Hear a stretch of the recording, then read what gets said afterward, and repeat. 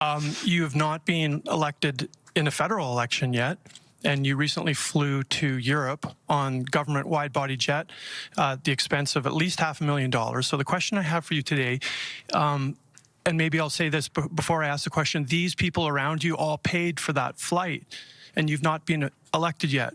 So will you commit to refunding these taxpayers for that flight? Well, it's an interesting question, way of framing it.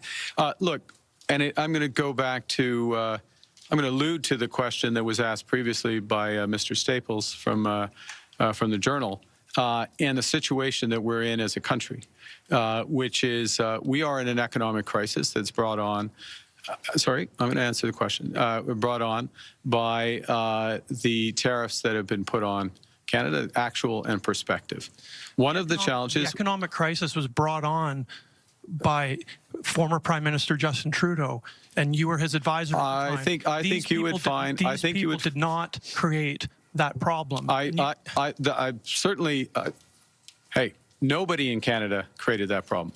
Nobody in Canada created that problem. The U.S. government has decided to put tariffs on all of its closest allies. All of its closest allies. I wouldn't for a moment suggest that anyone in Canada is the cause of this. What our responsibility is to take action to react to a different world that we're in. And part of the way we do that is we build out new partnerships, new opportunities, including opportunities. And I'm going to give you a specific one, and then I don't know if you have one more follow-up, but I'll give you a specific example that goes to my previous answer, something I also discussed with the Premier this morning, which is Canada has many advantages, and one of them is in critical metals and minerals.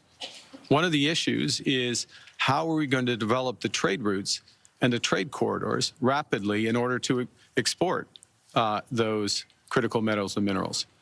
And who are our clients for that? Who are our customers? Do we only have one customer to the south of us, the customer that's attacking us, that doesn't respect the trade agreements that they signed? Or should we develop new customers in Europe? What's required, if I may, what's required for those new customers is to build out trade corridors and infrastructure, including what I referenced in my previous answer and discussed with the Premier, is the potential to go north, go to new deepwater ports, Churchill as an example, Gray's Point in Nunavut as another.